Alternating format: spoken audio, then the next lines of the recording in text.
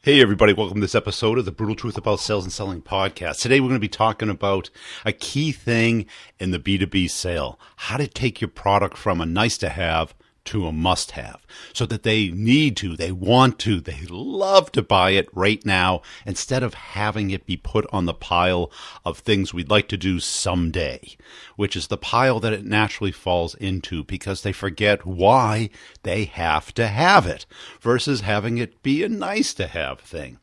Too many of us, we get stuck misinterpreting curiosity as interest, and we forget to get people to make commitments, to have a timeline associated with that commitment, and the purchase just never happens. This is probably the number 2 thing that I hear next to getting into new accounts. So me and Chad are going to be talking to this issue today. At the end, I'll sum it up and I'll give you an update on what's going on my end for those of you in the courses. But before we get in, I want to make sure you're checking out 2 things. Co-video, it's video email. It's the thing of it's happening right now. You got to check it out. Also be checking out Nudge. I had Steve Woods on, I think a week ago, and we talked about how they're auto-populating and correcting Salesforce for you. As far as relationships, contact info, all of that stuff. So check them out at nudge.ai. And here we go with the interview. And wait for the end and I'll sum it up for you. Here we go. Hey, Chad, let's talk about how do you make a product a must-have instead of a nice-to-have? Because so many people look at what we sell as a nice-to-have instead of I've really got to get it. Anything in your life recently that at one time was a nice-to-have that's now a must-have? Yeah, I set this one up for you before we hit record. So some of you guys may not remember, but there are actually days where we didn't have cell phones, let alone phones that are this damn smart or connected. I've actually misplaced my phone the other day, and I went, it's typically in my back pocket, and I reach around to grab it out of my back pocket. It's not there, and literally the cold sweats start.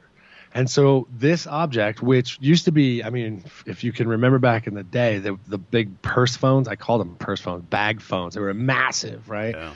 And that was a nice to have. But now in the world that we live in, and as connected as we all are, smartphones, especially in B2B, are critical. So now it's not a nice to have. You have to have it to even, get on the field, so to speak. And so the question becomes, how do you effectively do that with a product that may not yet be viewed by your prospects as a have to have rather than just something that might help a little bit? And I think we all get wrapped around the axle thinking that we have a nice to have instead of a must have. And it's just a matter of time.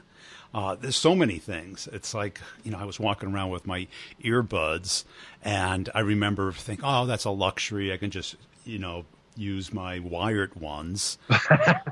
But it was within 2 days of me getting them where I was like, I can't imagine living without these now.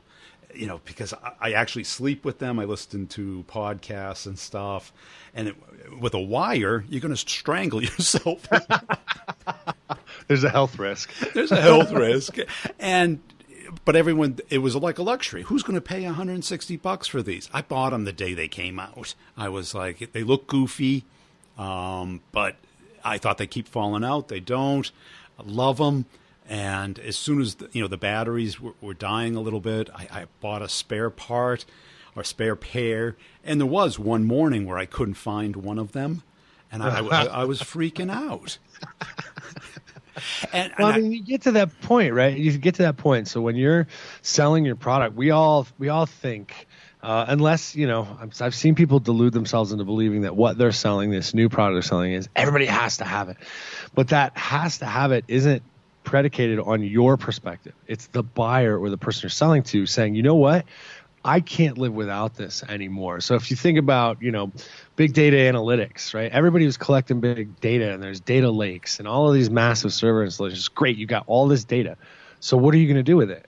Well, you didn't have to have overlays that could do the data analytics. You just had to have a room full of interns back in the day when this started. Now, having all of that data and not having some way to aggregate it, to analyze it, to do it quickly, almost in real time so that you can inform your business, that's almost become a must-have. The speed of business continually increases. So when you first started selling that stuff, it was nice to have, but hey, you know what? I got a room full of interns I'm paying $6 an hour. They can crunch some numbers for me. Now I have to have that in order to stay competitive. Well, the goal of the salesperson is to help those people realize that faster, sooner, quicker, so that they can get that in, show them the kind of impacts it can have, and show them what else they can be doing and better spending their time on. And that's it. And I think you have to really dig into the problem that you solve, not the function of your product. So if, like what we do, we go into an account and you go, what do you do? What problem do you solve? We make, more sales faster and bigger, essentially, is what we do. Everyone has that problem. Okay. So does everybody need it, or is it a nice to have? Well, we got to make sure that they turn it into a must-have, because either you're going to do it or your competitor does it. How many times do you hear a VP of sales goes, we never lose to the competition?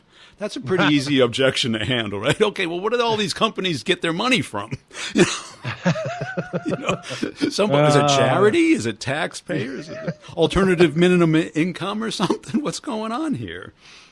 Well, they have some existing accounts and everything. Well, where'd they get them? So I think that you have to have that fear of missing out, where somebody else is going to get that revenue. And my number 2 is explaining how the world has changed. That, maybe before this existed, you didn't need it, but now it's here. Other people have it. Are you going to miss out or get late to the party and not have it? I mean, how without many a doubt. Yeah, if you ever see somebody with a flip phone and they think they're cool, you're like, okay, get an Uber with that. What's that? Yeah. What's the number? I'll meet you on the other side of town. When you get there. Right, yeah. Oh, you check your email or text somebody, and you're like, see how cool you are now. Well, I mean, it's an important point, right? Because if you think about anybody who's worked in an organization, I know we've both worked in organizations of varying sizes, but when you're inside that organization, when you're inside that company, you're completely focused on that forest. You're completely focused on what's going on in that organization. Maybe it's, hey, there was a reorg over in the marketing department, or hey, we just brought on some new customer success people, or there's all this stuff that keeps you focused inside your own organization, what's going on with your company. The best sales reps are the ones that keep an eye on the markets and the industries that their customers are in, so they can provide those insights. Insight selling is not new. How you deliver those insights, we could have a whole podcast on that. But the fact of the matter is, you want to be able to be that bit of a Sherpa, right? Because all of this information is available. You want to be able to help the people that you're focused on, help them understand how these changes are going to impact them, even if they're not currently aware of them. So when we do conversations like this, we say, hey, here are the emerging trends that we're seeing in your space and the impacts this could have on your organization. Just curious, are you guys thinking about this? How do you plan on addressing it? Or is it even important in your strategic view of the business? But having those conversations, having that information, being able to provide that perspective, it's a great way to change the perspective of the prospect so that what they thought was nice is now a must-have. And that's it, and it doesn't take long, because my whole career was based on what I call this transfer of ownership. It was getting the first dose of heroin or cocaine into their blood system. It's not a healthy analogy, but it's something that hopefully you can't relate to, but you can understand. I would basically get the product installed or integrated into their system, and I'd start showing it to them, and then get people using it. And once that transfer of ownership took place, they would cry at the idea of losing it, because they were so much more productive. Their lifestyle was so much easier. They had this capability of doing things. And I remember one summer, I spent the whole summer trying to get this air traffic control man-machine interface connected up with this computer that I was selling. And I was I was selling to IBM, competing against IBM. Imagine how easy that was, right? The idea of IBM using anyone else's product but IBM's was just unthinkable. But what we could do was take a change and 1/1000th the time. that they could do on theirs. And it was just so antiquated on theirs. And the engineers were like, we can't even use this product. And I would be there without moving any software. I could make the change, boop. And they go, well, how long is that going to take? I go, it's done. And I hit the run key, and it would run and show up on the man-machine interface. And the project manager was like, holy smokes, I'm going to get fired for buying this stuff, but I have to buy it. Well, I mean that's a great point, right? Sometimes they just don't know what they don't know. Yeah. And so, it's the FOMO, the fear of missing out is great. The awareness of what's going on in the market. But hey, did you even know this was possible? Yes. Right. And this is where I think I'd call it like sales, 201 or 301 level kind of ninja stuff. Because what happens, what I see too many reps get caught up in is they're like, okay, now I'm talking about my product because they didn't know this was possible. And rather than only kind of dip their toe into the feature set to show them what's possible, they all of a sudden are down deep and losing people because they're talking about feature sets or other elements of the product that the person doesn't care about. Yeah. So you have to be really, really, to get to that point where it's a need, you got to zone in and know exactly what you're bringing to market that they didn't think was possible. Show them just that to keep the sales velocity moving forward. Well, I mean, even back in your career at PTC, I mean, they had this model of a sale that was just fantastic, where they could show this capability that nobody else had. Right, where they had the 3D modeling and everything, and the engineers would just flip out. They would be like, "Oh yeah." It was like... That was awesome. So I remember when we did.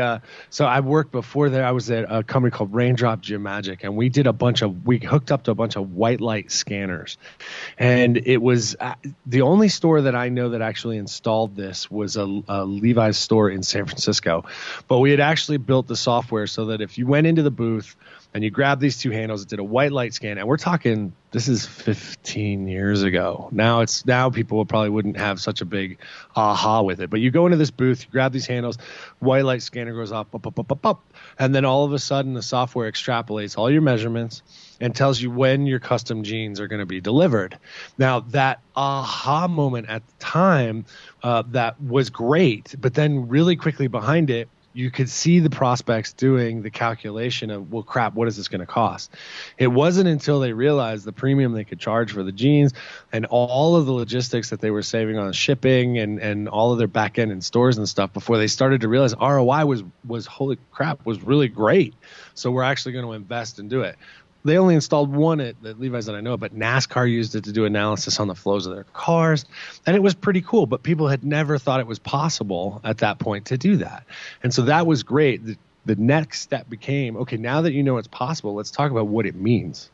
And having that ability to switch from, product-specific feature functionality and tying that to specific business outcome is another way to help them move up that chain of nice to, hey, I can't live without this. And that's it. And telling the story of another account like you just did, it gives people that journey and gets them away from, oh, this is just a nice to have. It's a trinket. It's a novelty. It's something put in the corner at a trade show or something, as opposed to something that's core to their business.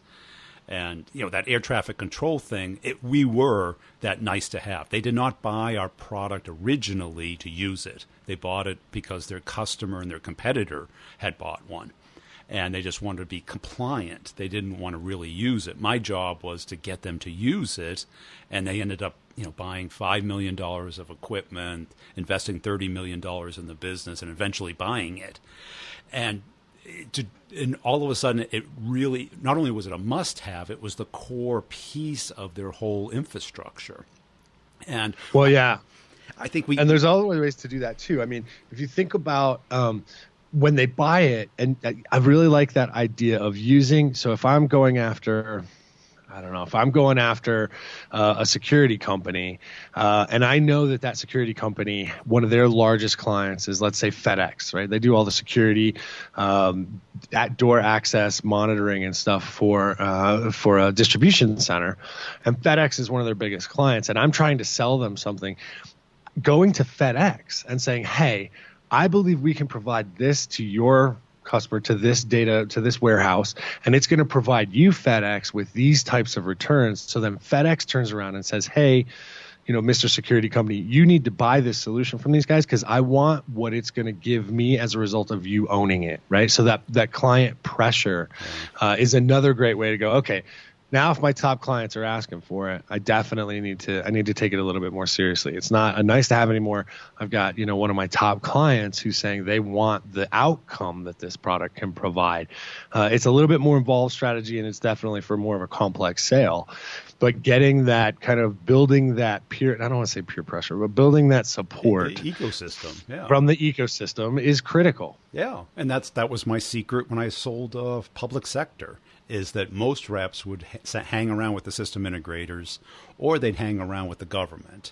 I hanged around with both of them. And I would basically tell each of them that the other person thinks we're the best. And one of the largest deals in my career was that they bid our whole solution because I told them that the customer wanted it. I went and talked to the customer and I said, these guys have got it figured out because they're going to be the most productive. And they won this like $50 million contract, and it was like a $5 million company. And they just blew up. And I think reps don't really think that way. I think reps think transactionally instead of transformationally. Oh, I'm stealing that. Hey, come on. Hey, it's copywritten. I'll attribute it. TM. Attribution. I'll attribute, but I mean, I think that's a great point. We have a tendency to think, okay, and honestly, a lot of the sales methodologies that people are trained in teach them to do this. This is the step I'm in now. Yeah. What do I have to do to get to the next step? Rather than how do I look at this holistically, and how do I look at all of the levers I can pull? Not necessarily what's going to make me more effective, to get to the next step in my sales process, but how is that account buying? What is influencing that account? How do I find the people inside of that organization that are going to be the most influenced, that are going to be the most open to those types of conversations? Strategic thinking, we call it, we used to, back when I was doing a lot of interviews and stuff and hiring for teams, we used to call it spatial reasoning. So it was 3D thinking. How could you think outside of the box normally rather than making it like this, hey, guess what? I just had an out of the box thought, and that's my one for the month.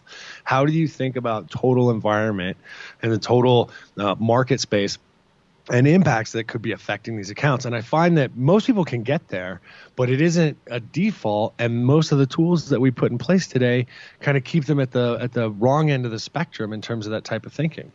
That's it. And I think we're modeling a lot of companies that don't really fit the model of our company. I think we see one company be super successful and we think, oh, we just got to copy what they do.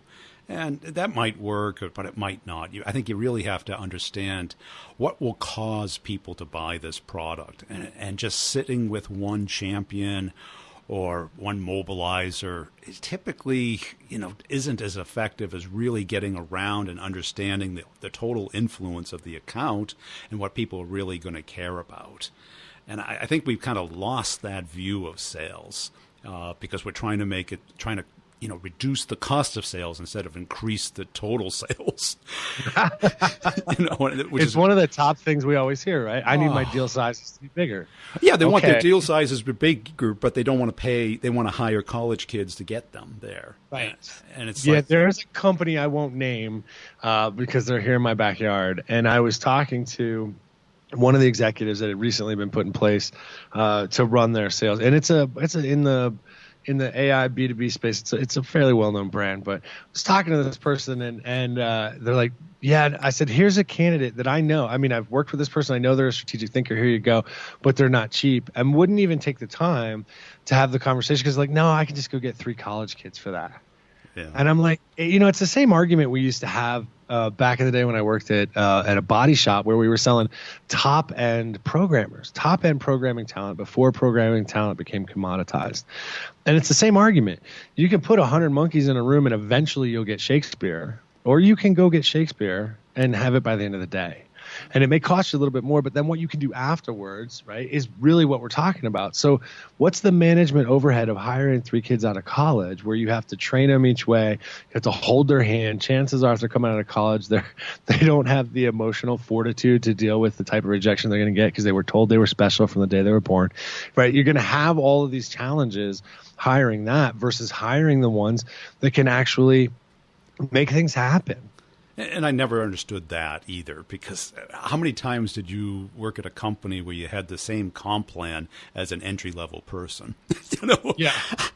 I remember an SE became a rep, and he had the same base I had, and the same OTE. And, here I was with 20 years experience crushing it, and all of a sudden, there was no difference. And management would be like, it's too complicated to have it be different. I go, does every engineer have the same base and target? Of course not. What's the difference? If you can do it over there, I mean, and that's just it, right? The incentive plans are critical, and they should be tailored. Again, this is where I think some sales execs, organizations, I don't want to pin it on the sales exec, because I've seen CFOs get in the way of this too. Yeah. The CFO wants it to be simple as possible. Sales execs would probably most likely tailor it to the different levels or different focuses that they have. Increases complexity in the CFO. I've heard them say it over and over. Oh, well, those guys are just going to find a way to game the system. Well, yeah. Do you think? Well, that's it. I mean, do you think this nice to have versus must have is mostly mindset on the rep side? If they stick with the, I'm selling a nice to have instead of a must have. Well, I think your perspective, it comes across, right? If you honestly believe you're selling a nice to have, it's going to come across. The person that you're talking to is going to eventually catch on to that vibe, right?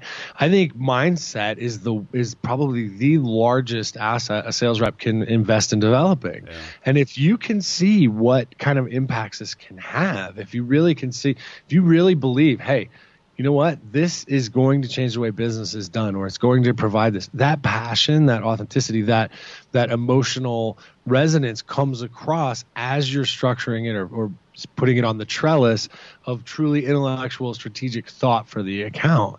I think mindset's critical, and it's one I don't think we pay enough attention to. Yeah, and I think it becomes a crutch, and instead of just come up with the 3 reasons why you're a must-have. Because everything, do we always have to have a car? We didn't live without it. We lived without a car for 16 years at least, right?